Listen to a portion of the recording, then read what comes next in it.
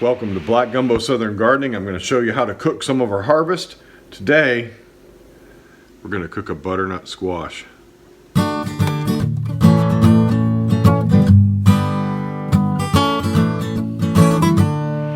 This butternut squash is a Butternut-Seminole hybrid. I grew this in the spring. I harvest this guy in the summer, and this was one of only about three of these I got off of my vines because, man, I had vine borers so bad this year. I'm surprised I got any at all. But if you go back and watch my spring and summer videos, you'll see this guy show up in several garden tours. And well, my family's taken to put googly eyes on everything, and so he's kind of funny. But today we're gonna roast it. What I'm gonna do first is peel the skin off, and we're gonna cut it open and cube it into bite-sized pieces. So we'll start getting the skin off of here. You'll want to get all the way down to where you see the orange, and this is a little difficult because of the shape and the compound curves here.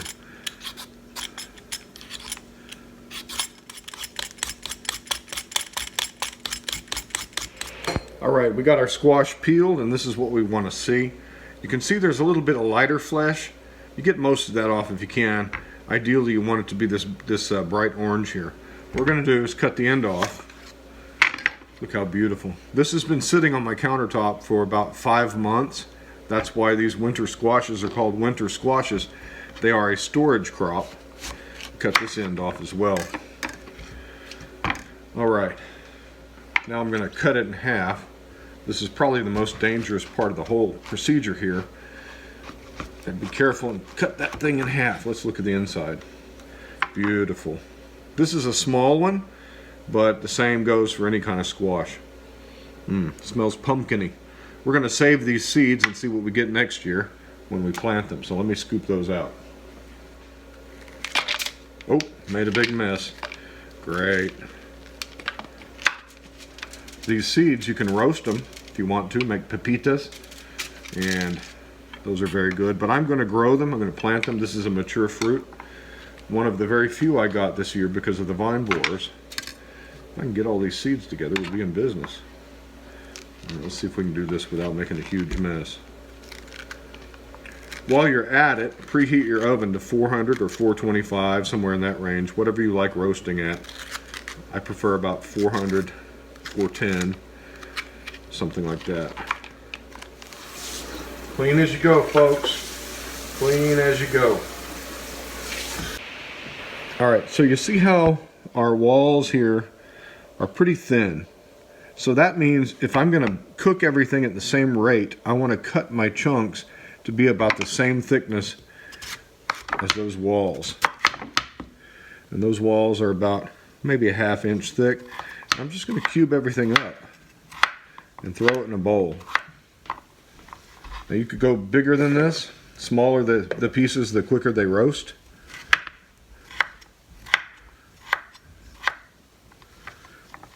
And again, they just go into the bowl.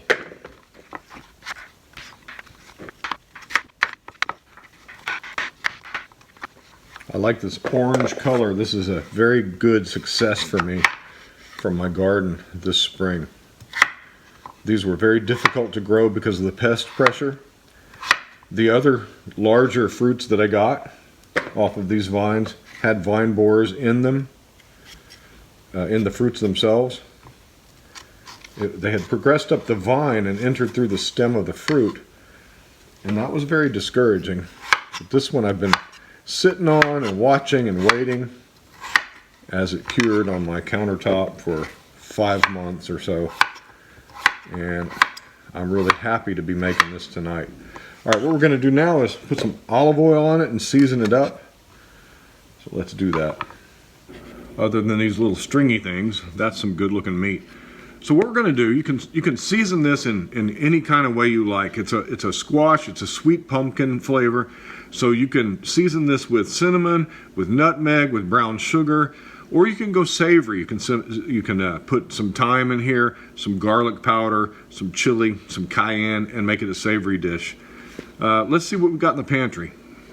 All right, I'm going to go savory with a little bit of spicy ground mace in there. Mace is a kind of an aromatic sweet type thing you find often in sausage. I'm going to put a little ground mace in there.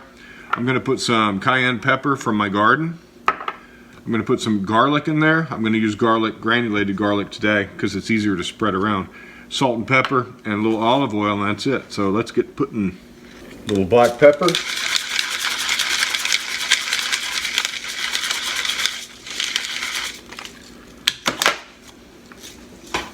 We like fresh ground pepper at our house. You just can't beat it. I'm going to put some salt, but I'm going to get it out of our salt little pincher here. It's just easier to get to this way. About 2 small pinches. Going to add just a little dash of cayenne to give it a little bit of pep. There we go. Red Flame Cayenne from Johnny's Select Seeds. An F1 hybrid, did great for me this year. We're going to sprinkle in a little bit of garlic. I'm not going to overdo it on the garlic because I want that squash to shine through mostly. And then a little bit of mace here. Let's go ahead and sprinkle it. That's kind of a holiday flavor. Yeah, I like that. The reason I have mace on hand is because I'm going to be making sausage, and well, you gotta have mace. I'm going to just drizzle some olive oil over this, just enough to coat everything, and then we're gonna stir it up, get everybody coated, everybody happy. Roasting vegetables is pretty much the same way every time. Coat with olive oil and spices of your choice. Roast in the oven until your level of doneness is achieved. Man, I've been looking forward to eating this butternut squash for a long time. Alright, everything looks coated, everything is evenly distributed. My oven is preheated. I'm going to turn this out on a foil-lined baking sheet. You don't have to use foil-lined, but it makes cleanup a whole lot easier. And just make sure they're evenly distributed. You don't want a bunch of clumps built up where the heat is not going to evenly cook the various pieces. So I'm going to just kind of spread them out and give them some room, let them spread out and have some space between each other so they'll all get nice and roasty in there, and everyone will be happy. Look at that. I love roasting vegetables. It's one of the best ways I found to eat radishes, and yeah, you can't beat roasted veggies. All right, that'll do. Into the oven it goes.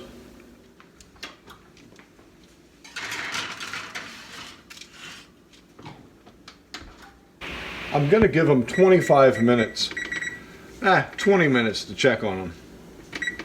After 20 minutes we'll check. Now that's a lot of seeds from one butternut squash. That will be plenty of seeds for my needs. And I know that this butternut squash is a Butternut-Seminole hybrid. And I can store these for a number of years and see how we do with growing them again. I am a little bit hesitant to grow squash again this year with all the vine borers I've got in the soil. And they have been really ruining my crops, last year especially. Maybe we'll try it again anyway. Doesn't hurt. Okay, I like my roasted vegetables to have some color on them. I like them to get a little crispy on the outside and real tender on the inside. So we're going to take ours out. It's been the timer's at 1, and we're going to check them in just a moment and see if they're close. Not quite a lot of color on them, but they are fairly fork tender. Maybe not. We could probably go another 15 minutes on these. Yeah. Now, when you roast vegetables, some people say halfway through you should turn them. I find that's not always necessary, although it does kind of evenly cook the outsides if you like that brown crisp on them.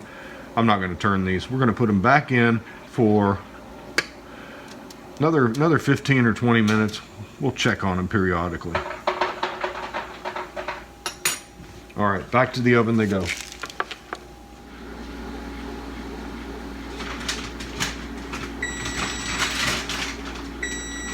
All right, let's take a look and see what we got now.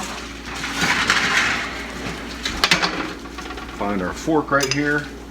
Give it a little test. Oh yeah. All nice and tender. No resistance even in the big ones. And you can see, by not turning them, we've got some color on the bottom. Yeah, this ought to be good. All right, let's put these in a bowl and have a taste test. Yum. Well, there we have it. Roasted Butternut-Seminole pumpkin hybrid. Basically a butternut squash. You could treat the butternut squash the same way. And well, let's give it a try.